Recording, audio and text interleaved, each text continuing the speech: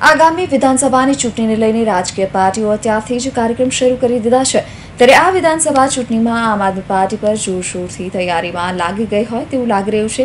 ત્યારે આદિવાસી પટ્ટામાં હાથ અજમાવવા છોટાઉદેપુર જિલ્લાના બોડેલી ખાતે દિલ્હીના મુખ્યમંત્રી અને આમ આદમી પાર્ટીના રાષ્ટ્રીય સંયોજક અરવિંદ કેજરીવાલની સભાનું આયોજન કરવામાં આવ્યું હતું।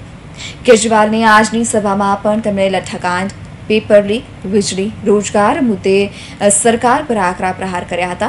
તેમણે વિપક્ષ કોંગ્રેસ વિશે કહ્યું હતું કે આ જંગ ભાજપ અને આપ વચ્ચે છે। આ વખતે કોંગ્રેસને એક પણ સીટ મળવી ન જોઈએ। પંજાબ, દિલ્હીમાં જે વિકાસ થયો તે ગુજરાતમાં પણ અમારી સરકાર લાવશે।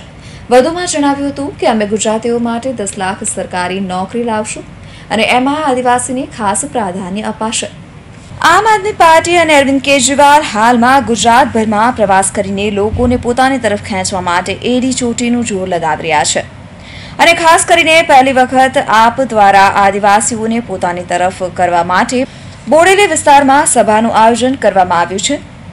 દિલ્હી સીએમ અરવિંદ કેજરીવાલે સરકાર ઉપર આકરા પ્રહાર કરતા કહ્યું કે બરવાડા લઠ્ઠાકાંડ થયા બાદ ભૂપેન્દ્ર પટેલ અને સીઆર પાટીલ પીડિતોના ઘરે પણ ન ગયા। એ દુઃખની વાત છે। हजारों करोड़नु दारू कोण वेचे छे? कोनो धंधो छे? कोण पैसा कमाय छे?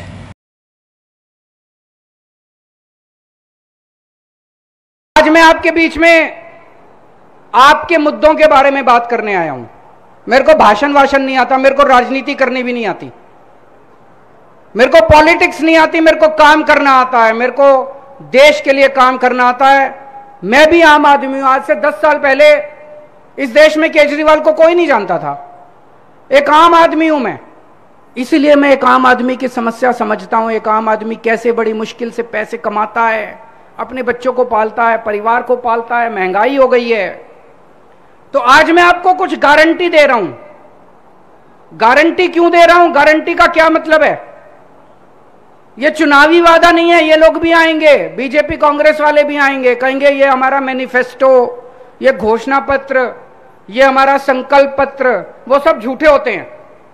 गारंटी मतलब आप टीवी खरीदने जाते हो मार्केट से, टीवी वाला आपको 2 साल की गारंटी देता है कि अगर 2 साल में टीवी खराब हो गया तो वापस। मैं आपको 5 साल की गारंटी दे रहा हूं। अगर हमने काम नहीं किया तो 5 साल के धक्के मार के हमको बाहर निकाल देना, हमको गुजरात में मत घुसने देना अगली बार। और ये केजरीवाल की गारंटी है, टूटती नहीं है कभी, पक्की गारंटी है। एक एक शब्द मैं सोच के बोलता हूं।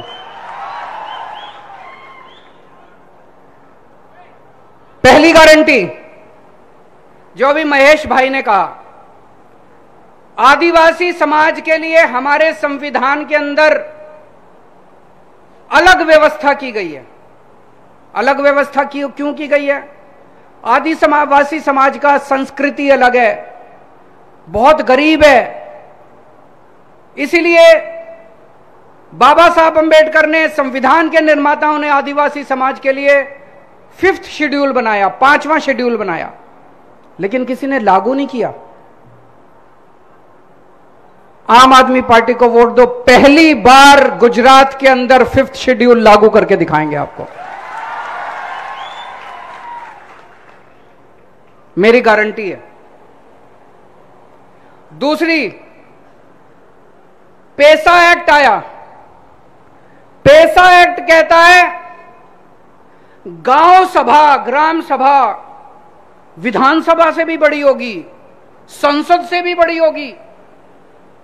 जो ग्राम सभा तय करेगी वही पक्का, उसके ऊपर किसी को अधिकार नहीं दिया। उसको ये मानते ही नहीं है।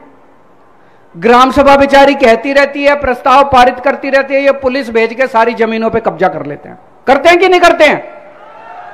अब ऐसे नहीं होगा। अब ग्राम सभा सुप्रीम करके दिखाएंगे। गुजरात के अंदर ग्राम सभा सुप्रीम होगी, जो ग्राम सभा कहेगी वही होगा। पैसा एक्ट को लागू करके दिखाएंगे। पैसा एक्ट को गुजरात के अंदर पहली बार लागू करके दिखाएंगे। तीसरी बात, ट्राइबल एडवाइजरी कमेटी, उसका मतलब है यह तय करना कि आदिवासी क्षेत्र के अंदर कितना पैसा कहां खर्च होना चाहिए, आदिवासी लोगों के विकास के लिए क्या काम करना चाहिए। आदिवासी समाज के क्या मुद्दे हैं, उनका निस्तारण कैसे करना चाहिए। तो ये तो ट्राइबल वाले ही बताएंगे ना, आदिवासी समाज ही तो बताएगा उनकी क्या समस्या है। उसके चेयरमैन के रूप में मुख्यमंत्री बैठ जाते हैं, मुख्यमंत्री को क्या पता आदिवासी समाज की क्या समस्या है। ये बंद करेंगे। ट्राइबल एडवाइजरी कमेटी का चेयरमैन होगा आदिवासी समाज से कोई व्यक्ति को, ट्राइबल ऐसे व्यक्ति को बताएंगे जो समाज के बारे में जानता है। आदिवासी समाज के व्यक्ति को बनाएंगे ऐसे व्यक्ति को जो कि समाज जिसकी इज्जत करता है और समाज जिसको जो समस्याओं को जानता है। दोस्तों, मैं आपसे पूछना चाहता हूं, दिल्ली में जब हमारी सरकार बनी बिजली बहुत महंगी थी। 2015 में हमारी सरकार बनी, उसके पहले बिजली बहुत महंगी थी। हमने दिल्ली में आके सबके लिए बिजली फ्री कर दी। दिल्ली में फ्री बिजली मिलती है, फ्री बिजली मिलती है। फ्री मतलब जीरो बिल आता है, जीरो, कोई टैक्स ये फलाना ढिमका कुछ नहीं, जीरो बिल आता है। पंजाब में अभी कुछ दिन पहले, 4-5 महीने पहले हमारी सरकार बनी है, मार्च में। हमने पंजाब में कहा था हमारी सरकार बनेगी, हम बिजली फ्री करेंगे। 3 महीने के अंदर सरकार बनते ही 3 महीने के अंदर हमने पंजाब में बिजली फ्री कर दी। अभी पिछले हफ्ते 25 लाख परिवारों के पंजाब में जीरो बिजली के बिल आए हैं। जीरो जीरो जीरो, कोई अगला पुराना ये वो सर्विस टैक्स फलाना कुछ नहीं, जीरो बिजली के बिल। और अगले हफ्ते 26 लाख और 51 लाख 51 लाख परिवारों के पंजाब में जीरो बिल आएंगे। अब हर महीने 51 लाख परिवारों के। गुजरात में जीरो बिल चाहिए कि नहीं चाहिए? जरा हाथ खड़े करके बताओ, दोनों हाथ खड़े करके बताओ, जीरो बिल चाहिए कि नहीं चाहिए? जीरो बिल चाहिए कि नहीं चाहिए? ये लोग मेरे को गालियां दे रहे हैं। ये लोग कहते हैं केजरीवाल पैसे लुटा रहा है, केजरीवाल फ्री की रेवड़ी बांट रहा है। केजरीवाल पैसे लेके स्विस बैंक में नहीं लेके जा रहा, जनता का पैसा है, केजरीवाल जनता पे लुटा रहा है। दोस्तों, आज इतनी महंगाई होगी, इन लोगों ने इतनी महंगाई कर दी, इतनी महंगाई कर दी। अगर मैं गरीब लोगों के घर में थोड़ी सी खुशी ले आता हूं, उनका बिजली का बिल जीरो कर देता हूं, बताओ मैं क्या पाप करता हूं? लाखों करोड़ों लोगों की दुआएं हैं मेरे साथ। मेरे पास बैंक में कोई बैलेंस नहीं है, मेरे पास कोई पैसा नहीं है, मेरी पार्टी भी फक्कड़ है, मैं भी फक्कड़ हूं। लेकिन आज जो देश भर में इतना समर्थन मिल रहा है वो केवल आपकी दुआओं का नतीजा है, आपके आशीर्वाद का नतीजा है। आज पंजाब के अंदर 25 लाख लोगों के जब बिल आ रहे हैं, वो हमें इतनी दुआएं दे रहे हैं, इतनी दुआएं, इतने खुश हैं लोग, यकीन नहीं हो रहा लोगों को, नाच रहे हैं गांव के अंदर। अरे जीरो बिल आ गया, जीरो बिल आ गया, यकीन नहीं होता। आजादी के बाद 75 साल में लोगों के जीरो बिजली के बिल आने लगे हैं। हमारी सरकार गुजरात में बनेगी, 3 महीने के अंदर, 3 महीने के बाद जो आपका बिजली का बिल आएगा वो जीरो होगा।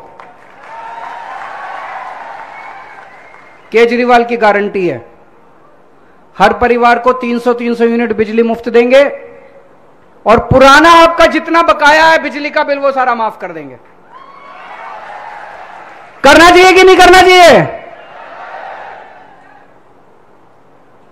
दोस्तों, आज एक पढ़ा लिखा नौजवान, अनपढ़ नौजवान, कम पढ़े लिखे, हमारे बच्चे बेरोजगार घूम रहे हैं, उनके पास नौकरी नहीं है, सरकार कुछ नहीं करती। रोज देखो परीक्षा के पेपर फूट जाते हैं, पेपर लीक हो जाते हैं, जो पेपर देखो वो फूट जाता है। क्यों होता है? इनसे एक पेपर नहीं होता, सरकार चला रहे हैं, ये धर्मशाला चला रहे हैं, इनसे एक पेपर नहीं होता। जिस सरकार से, उसको तो इस्तीफा दे देना चाहिए, जिस सरकार से एक पेपर नहीं होता। तो दोस्तों, मैंने दिल्ली में पिछले 5 साल में 12 लाख बच्चों को रोजगार दिलवाया है, 12 लाख बच्चों को। वेबसाइट के ऊपर है, मैं झूठ नहीं बोल रहा। 12 लाख बच्चों को रोजगार दिलवाया है। मेरे को नौकरी दिलवानी आती है, मेरी नीयत भी साफ है, मैं बच्चों को रोजगार दिलवाना चाहता हूं, उनके घर में खुशियां देखना चाहता हूं। हमने गुजरात के युवाओं को वादा किया है, हमारी सरकार बनेगी, हर बेरोजगार युवक को 5 साल में हर बेरोजगार युवक को रोजगार दिलाएंगे, और जब तक रोजगार नहीं मिलता तब तक 3,000 रुपए महीने के हिसाब से बेरोजगारी भत्ता मिलेगा। होना चाहिए कि नहीं होना चाहिए? ये मेरे को खूब गालियां देते हैं, केजरीवाल कमीना है, केजरीवाल पैसे लुटाता है, केजरीवाल ये है, केजरीवाल वो है। मेरे को फर्क नहीं पड़ता, मेरा तो आपके साथ इल्लू इल्लू का रिश्ता है।